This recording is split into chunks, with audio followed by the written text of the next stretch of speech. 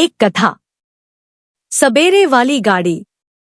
पत्नी के अंतिम संस्कार व 13वीं के बाद रिटायर्ड पोस्टमैन मनोहर गांव छोड़कर मुंबई में अपने पुत्र सुनील के बड़े से मकान में आए हुए हैं। सुनील बहुत मनोहर के बाद यहां ला पाया है।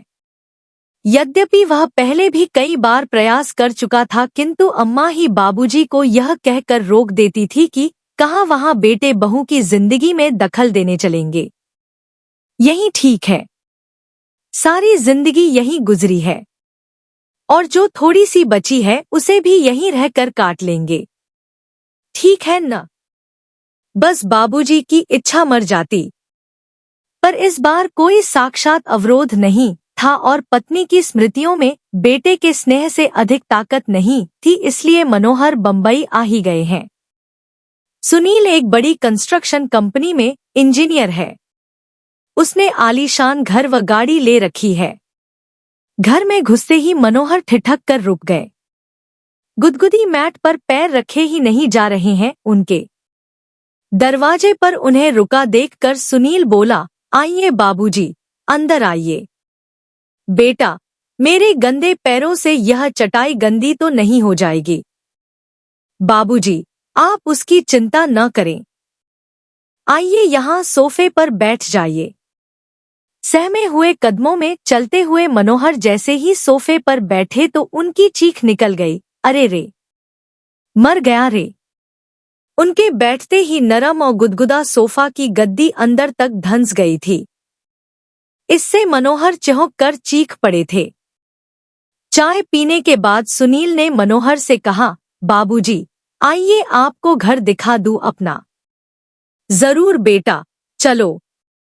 बाबूजी, यह है लॉबी जहां हम लोग चाय पी रहे थे। यहाँ पर कोई भी अतिथि आता है तो चाय नाश्ता और गपशप होती है। यह डाइनिंग हॉल है, यहाँ पर हम लोग खाना खाते हैं। बाबूजी, यह रसोई है और इसी से जुड़ा हुआ यह भंडार घर है। यहाँ रसोई से संबंधित सामग्री रखी जाती है। यह बच्चों का कमरा है।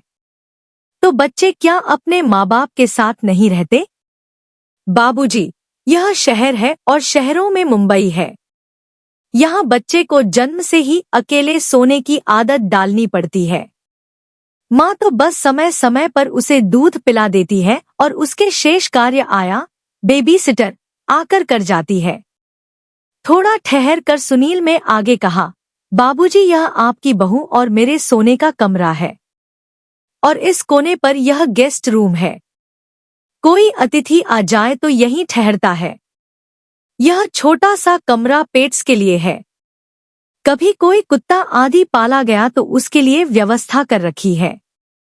सीढ़ियां चढ़कर ऊपर पहुंचे सुनील ने लंबी चौड़ी छत के एक कोने में बने एक टीन की छत वाले कमरे को खोल कर दिखाते हुए कहा, बाबूजी, यह है घर का स्टोर रूम, कबाड़ खाना।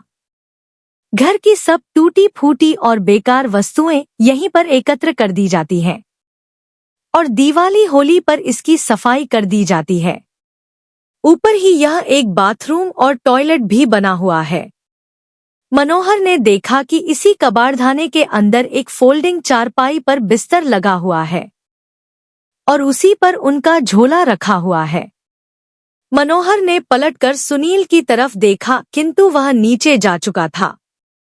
मनोहर चारपाई में बैठकर सोचने लगे कि कैसा यह मकान है, जहां भविष्य में पाले जाने वाले पशु के लिए कमरे का विधान कर लिया जाता है, किंतु बूढ़े माँ बाप के लिए नहीं। इनके लिए तो कबाड़ का कमरा ही उचित आवास बना है। नहीं, अभी मैं कबाड़ नहीं हुआ हूँ। सुनील की माँ की सोच बिल्कुल सही था। मुझे यहाँ नहीं आना चाहिए था। अगली सुबह जब सुनील मनोहर के लिए चाय लेकर ऊपर गया तो कक्ष को खाली पाया।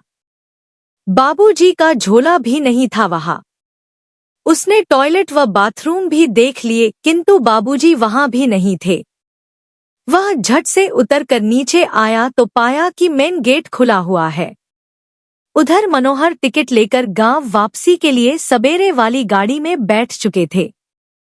उन्होंने कुर्ते की जेब में हाथ डालकर देखा कि उनके अपने घर की चाबी मौजूद थी, उन्होंने उसे कसकर मुट्ठी में पकड़ लिया।